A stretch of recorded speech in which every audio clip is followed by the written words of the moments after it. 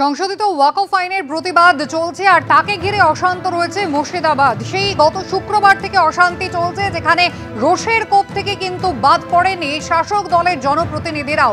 ধীরে ধীরে 4 দিন পরে উপদ্রুত এলাকা ছন্দে ফিরতে শুরু করেছে, কিন্তু তা সত্ত্বেও শামশেরগঞ্জের বাড়িতে কিন্তু এখনো ফিরতে পারেননি ফরাক্কার তৃণমূল বিধায়ক মনিরুল ইসলাম। বাড়ির বাইরে একাধিক সিসি ক্যামেরা ভাঙচুর করা হয়েছে। থানার পাশের যে বাড়ি, সেখানে তিনি ফিরতে এখনো পারেননি, কিন্তু সপরিবারে অন্য একটি বাড়িতে তিনি রয়েছেন। পরিস্থিতি আরেকটু স্বাভাবিক হলে ঘরে ফিরবেন, এমনটাই দাবি করছেন বিধায়ক।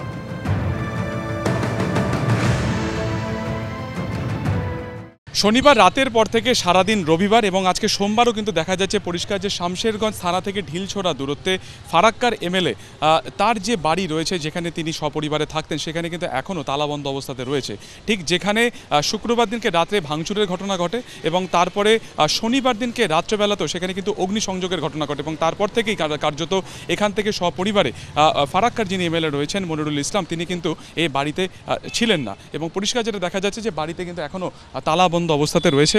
কিছুক্ষণ আগে এখান থেকে জঙ্গিপুরের সাংসদ খলিলুর রহমান তিনি যখন যান, তাকে যখন প্রশ্ন করা হয়েছিল, তিনি কিন্তু নো কমেন্টস, অর্থাৎ তিনি বাড়িতে যে ফারাক্কার এমএলএ নেই সেই ব্যাপারে কোনো মন্তব্যই করতে চাননি। পরিষ্কার যেটা দেখা যাচ্ছে যে এখনও তালাবন্ধ অবস্থাতে রয়েছে এবং এই যে বাড়ি, যেখানে একই রকমভাবে রবিবার থেকে তালাবন্ধ অবস্থাতে ছিল, আজকেও কিন্তু দেখা যাচ্ছে যে ফারাক্কার এমএলএ এখানে কিন্তু ফিরতে পারছেন না। ক্যামেরায় অতনু কুণ্ডুর সঙ্গে সুকান্ত মুখোপাধ্যায়, এবিপি আনন্দ। অশান্ত এলাকার স্বাভাবিক পরিস্থিতি ফেরানোর জন্য ইতিমধ্যেই শুরু হয়েছে আদর্শ সেনার রুট মার্চ।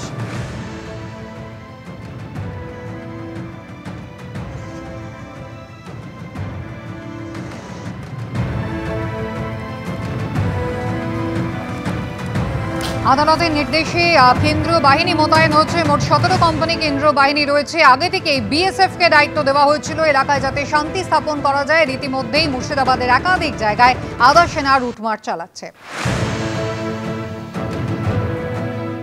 আমরা এই মুহূর্তে ঠাকুরপাড়াতে রয়েছি, যেখানে সেন্ট্রাল ফোর্সের বিরাট ফোর্স তারা কিন্তু এই মুহূর্তে এলাকা পরিদর্শনে বেরিয়েছেন। শুধুমাত্র তাই নয়, ঠাকুরপাড়া এলাকাতে যারা সাধারণ মানুষ রয়েছে তার সাথে তারা কিন্তু সরাসরি কথা বলছেন, তারা তাদের সমস্যার কথা বলছেন এবং সিআরপিএফের যারা কর্তৃপক্ষ রয়েছে তারাও কিন্তু একেবারে শুনছেন, তারা কিন্তু খতিয়ে দেখছেন ঠিক কোথায় কোথায় হিংসার ঘটনা ঘটেছে, কোথায় কোথায় সেদিনকে অশান্তি হয়েছিল, সেই প্রত্যেকটি জায়গাতে তারা ঘুরছেন এবং সাধারণ যারা মানুষ রয়েছেন তাদের সাথে তারা ইন্টারাকশন করছেন, তাদের সাথে তারা কথা বলছেন।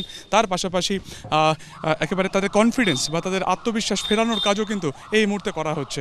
দেখা যাচ্ছে সেন্ট্রাল ফোর্সের একটা বিরাট বাহিনী যারা গতকাল একেবারে রাতে এই শামশেরগঞ্জ এলাকাতে ঢুকেছিল, তারা বিভিন্ন জায়গাতে এভাবেই কিন্তু ঘুরছেন এবং সেখানে প্রত্যেকটা যারা সাধারণ মানুষ রয়েছেন তাদের সাথে কিন্তু কথা বলছেন এবং ঠাকুর পাড়া থেকে শুরু করে শামশেরগঞ্জের বিভিন্ন যে জায়গা রয়েছে, হসপিটাল মোড়, অন্যদিকে রতনপুর মোড়, প্রত্যেকটি জায়গাতে তারা ঘুরছেন এবং একই রকমভাবে তারা কিন্তু কনফিডেন্স বিল্ড আপের চেষ্টা করছেন। ক্যামেরা অতনু কুণ্ডুর সঙ্গে সুকান্ত মুখোপাধ্যায়, এবিপি আনন্দ, ঠাকুরপাড়া।